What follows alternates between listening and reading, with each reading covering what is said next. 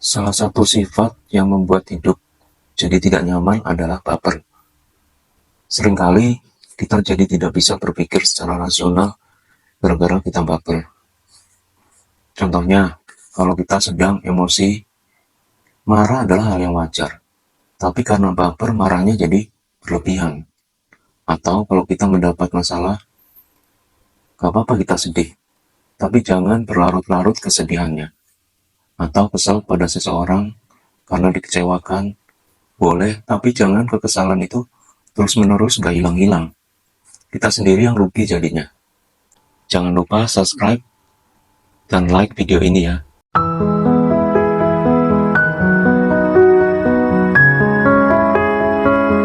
Nah, kali ini saya mau bahas sebuah filosofi dari zaman Yunani kuno yang disebut Stoikisme. Karena meskipun filosofi Stoikisme ini sudah lama sekali, menurut saya masih relevan untuk diterapkan pada kehidupan masa kini. Salah satu manfaat dari filosofi ini adalah mengajarkan agar kita tidak mudah baperan.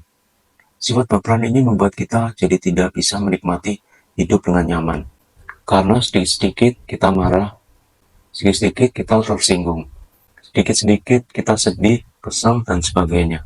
Hidup ala stoikisme ini sebenarnya sudah dibahas oleh banyak orang beberapa waktu yang lalu. Sudah banyak juga buku-buku tentang stoikisme yang diterbitkan. Tapi saya tetap ingin mengupas secara sederhana apa itu stoikisme untuk teman-teman yang mungkin masih ada yang belum paham. Awal mula cerita pada abad 300 sebelum Masehi, ada seorang pedagang kaya yang bernama Zeno. Zeno sering berlayar untuk berdagang ke berbagai tempat. Nah, pada suatu waktu, Zeno melakukan perjalanan mengarungi Laut Mediterania untuk membawa dagangannya dari Venesia. Tapi di perjalanan di tengah Laut Mediterania, kapalnya dihantam oleh badai besar, sehingga kapal Zeno karam dan semua barang dagangannya hancur. Dan Zeno sendiri terdampar di Athena, suatu tempat yang dia tidak pernah tahu. Bisa dibayangkan bagaimana perasaan Zeno waktu itu. Semua barang dagangannya hilang, kapalnya hancur, semua hasil kerja keras yang selama ini dia kumpulkan habis lenyap begitu saja. Selain hartanya habis, mungkin Zeno juga kehilangan rekan-rekan yang selama ini mendampingi dia di setiap perjalanan berdagang. Jadi semuanya benar-benar habis, dan sekarang dia berada di tempat yang asing. Tentu dia sangat terpukul sekali oleh kejadian ini. Tapi di tengah kejadian yang menghancurkan hidupnya ini, Zeno mulai berusaha untuk menerima keadaan, dan perlahan-lahan dia mulai membangun hidupnya kembali.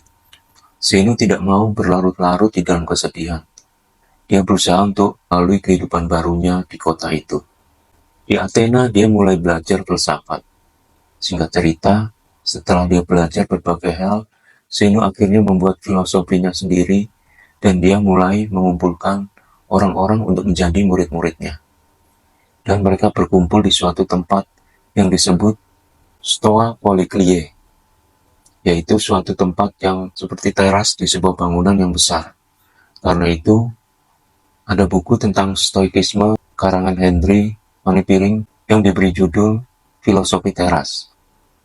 Nah, karena mereka sering berkumpul di tempat itu untuk saling berbagi cerita filsafat, maka kelompok itu disebut kelompok Stoik. Filsafat Stoik ini lama-kelamaan semakin berkembang dan menyebar dari Athena sampai ke Roma. Dan salah satu kaisar Romawi yang mengikuti ajaran Stoik ini adalah Marcus Aurelius, yaitu seorang kaisar yang dianggap baik pada zaman itu oleh warga Romawi karena suka memperhatikan rakyatnya. Kebiasaan kaisar Marcus Aurelius ini adalah suka menulis. Setiap hari dia selalu menulis, dan tulisan-tulisannya itu sangat baik dan bermanfaat, sehingga setelah dia meninggal, tulisan-tulisannya dibukukan. Dan judul bukunya adalah Meditation.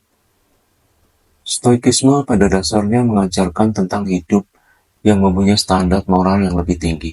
Ada 4 dasar filosofi stoikisme, yaitu yang pertama, wisdom atau kebijaksanaan. yaitu bagaimana kita dalam menghadapi berbagai masalah di dalam hidup ini dapat mengambil keputusan yang terbaik. Lalu yang kedua adalah justice atau keadilan. Bagaimana kita memperlakukan orang lain dengan adil. Yang ketiga adalah courage atau keberanian. Apakah dalam hidup ini kita berani bertanggung jawab, berpegang pada prinsip yang benar. Dan yang keempat adalah temperance, yang artinya penguasaan diri. Bisakah kita menguasai diri kita atas nafsu dan emosi kita? Nah, baper termasuk pada dasar ajaran yang keempat, yaitu penguasaan diri tadi. Menurut stoikisme, kita tidak harus melenyapkan emosi yang kita alami. Itu tidak mungkin juga. Tapi kita harus bisa mengatur emosi kita dengan menempatkannya pada tempat yang sesuai dengan pikiran yang sehat. Misalnya ketika kita dibuat emosi karena ulah seseorang, tentu yang ingin kita lakukan adalah marah. Tapi bisakah kita berpikir lebih bijak untuk mengetahui duduk permasalahan sebenarnya? Seringkali kita tidak tahan, kita maunya langsung semprot saja, langsung marah. Di dalam stoik kita diajarkan berpikir bijak dan melatih kesabaran. Apapun masalah yang kita hadapi, semuanya bisa diselesaikan secara baik-baik. Misalnya, suatu contoh di komunitas atau di tempat kita bekerja, tiba-tiba kita mendengar gosip yang tidak baik tentang diri kita. Ada orang yang menyampaikan kepada kita kalau kita melakukan sesuatu yang tidak baik, padahal kita tidak melakukannya. Kalau kita baper, maka kita akan kepikiran dan bawaannya mau langsung marah kepada orang yang membuat gosip tadi. Tapi kalau kita bijak, kita bisa bertemu dengan orang tadi untuk bicara baik-baik dan menanyakan maksud dari gosip tadi, dan menjelaskan baik-baik bahwa itu tidak benar dan kita tidak seperti itu. Maka semua kesalahpahaman ini dapat diselesaikan dengan baik. Daripada kita langsung marah-marah, mereka pun akan semakin tidak suka dan masalah bisa menjadi semakin runyam. Jadi kesabaran dan berpikir bijak adalah salah satu dari ajaran stoik agar kita tidak baperan. Baper termasuk ajaran yang keempat tadi, yaitu penguasaan diri. Masih banyak ajaran bermanfaat lain dari stoikisme yang tidak bisa kita bahas di dalam satu video ini karena terlalu panjang. Mungkin akan kita bahas di lain video berikutnya. Oke, sampai di sini dulu. Jangan lupa subscribe dan like video ini ya. Sampai jumpa.